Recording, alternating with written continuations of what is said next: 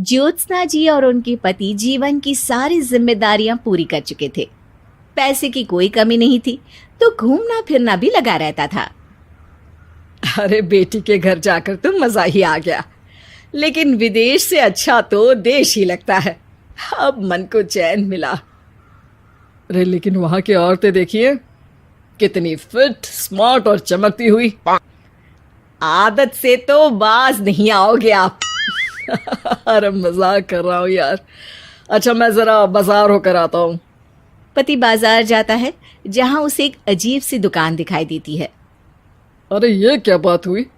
अंदर आओ 50 के, बाहर निकलो 40 के। हम आपकी 10 साल उम्र कम करते हैं। अरे ऐसा क्या करते हैं भला? जरा अंदर जाकर ही देख लेता हूँ। अंदर एक सुंदर सी लड़की खड़ी होती है। सुंदरी जी, ये क्या दुकान है? जरा जादू हम पर भी तो चला दीजिए। यस सर, आपको हमारी एग्जीक्यूटिव एक डेमो के लिए अंदर ले जाएगी। आप अंदर जाएंगी तो आप खुद ब खुद समझ जाएंगी। पति अंदर जाता है, जहां सेल्स गर्ल मिलकर पति को नकली बाल, नकली दांत, रंग बिरंगी कपड़े के साथ रंगीन चश्मा लगा देती है। देखिए, अब खुद को शीशे पे देखिए और बताइए सर। हाय दयो, ऐसे तो मैं किसी हीरो से कम नहीं लग रहा।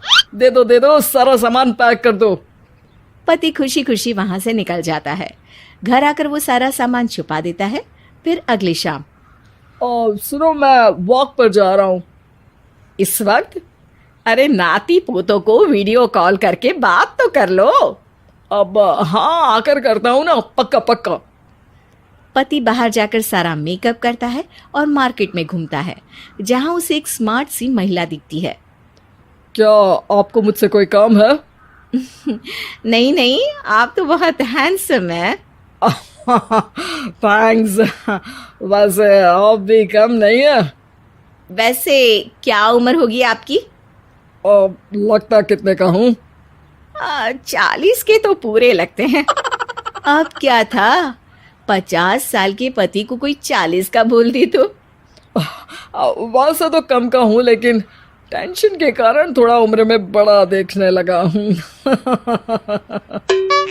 ओह सच्ची? आप 40 के पूरे नहीं हो? अरे छोड़िए ना, चलिए मैं आपको कॉफी पिलाता हूँ। यहाँ की कॉफी काफी शानदार होती है। दोनों में दोस्ती हो जाती है और फिर चल पड़ता है सिलसिला रोज रोज के घूमने फिरने और मजे करने का। अब सारा दिन पतिदेव फोन पर। अरे नाश्ता तो कर लीजिए, क्या सारा दिन फोन पर लगे रहते हैं? अरे यार, जरूरी काम कर रहा हूं मैं। रिटायर हो, पेंशन मिलती है, कोई काम नहीं है, फिर कौन सा जरूरी काम आन पड़ा आजकल? अरे एक प्रोजेक्ट के सोशल नेटवर्किंग का काम है, उसी पर काम कर रहा हूँ। ठीक है, चलो अब नाश्ता कर लो, देर हो रही है। पति अपना नकली सारा सामान बिस्तर के पास छुपा कर सोता, सुबह चुपके से पहनकर बाहर जाता और घर आने पर उतार देता। एक दिन पड़ोसन कहती है, अरे ज्योत्सना बहन, तुम लोगों के घर कोई हैंडसम सा आदमी रहने आया है क्या? अरे कहाँ यार, मैं और ये दो ही तो लोग हैं घर में। हैंडसम सी शक्ल देखे तो मुझे भी जमाना हो गया है। अरे पता नहीं, वो जाता तो तुम्हारे ही घर में है, क्या पता कौन होगा।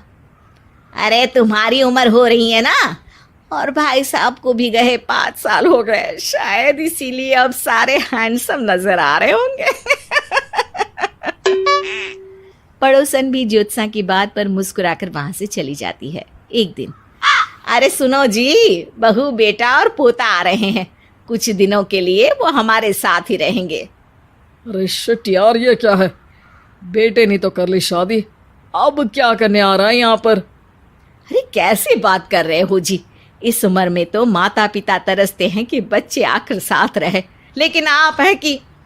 अरे ठीक है ना, लेकिन अब देखो सभी व्यस्त हैं अपनी जिंदगी में। ये लोग आएंगे रहेंगे, कितनी डिस्टर्ब हो जाएगी लाइफ। कैसी बात कर रहे हो? अरे जैसे बहुत हैपनिंग है ना तुम्हारी लाइफ, तो जो बच्चों के आने से डिस्टर्ब हो जाएगी।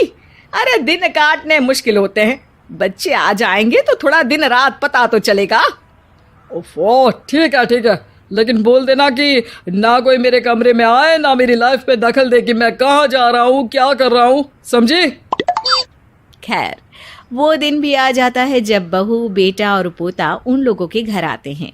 एक दिन, माँ जी, आज मेड नहीं आई है तो मैं आप लोगों के कमरे में झाड़ू लगा देती हूँ। अरे नहीं बहू, वो तेरे पापा को ना पसंद नहीं है कि कोई उनके कमरे में जाए। तू छोड़ ना, मैं खुद ही लगा दूंगी। सास को समझ में नहीं आता कि आखिर उसके पति ने किसी को कमरे में जाने से मना क्यों कर रखा है। खैर, वो साफ सफाई करके बाहर निकल आती है, लेकिन कहते हैं ना, बच्चा तो अबोध होता है, उसे किसी बात का क्या पता। वो खेलते खेलते दादा के बिस्तर तक पहुंच जाता है और बाहर ले आता है दादा का वो सारा सामान जो वो लगाकर घूमते थे। ज्योत्सना की नजर उस सामान पर पड़ती है। वो बच्चे से पकड़कर कमरे में लाती है और पैकेट खोलकर देखती है। हाय रे दैया, ये क्या लग रहा है कि आजकल ये प्रोजेक्ट नया मिला हुआ है। बेटे बहू के जाने के बाद ज्योत्सना सोचती है कि वो बात करेगी, लेकिन फिर अरे खुद से बात करूंगी तो मुकर जाएंगे। पता लगाना होगा कि माजरा क्या है। कुछ दिनों बाद, अरे यार, ये बच्चे लोगों के आने से लाइफ ना बड़ी डिस्टर्ब सी रही। मैं कुछ देर के लिए वॉक पर जा रहा हूँ, आराम से आऊँगा 2-4 घंटों के बाद, ठीक है? मैं क्या सोच रही हूँ कि मैं भी आपके साथ चलती हूँ। अरे थोड़ा रिलैक्स मैं भी तो हो जाऊं। हाँ, पड़ोस वाली बुढ़िया के साथ नीचे पार्क में जाकर वॉक करके आ जाओ। अच्छा जी, तुम कार से लॉन्ग ड्राइव के मजे लो और मैं पड़ोस की बुढ़िया के साथ। पति नहीं मानता और अपना पैकेट और कार लेकर निकल जाता है।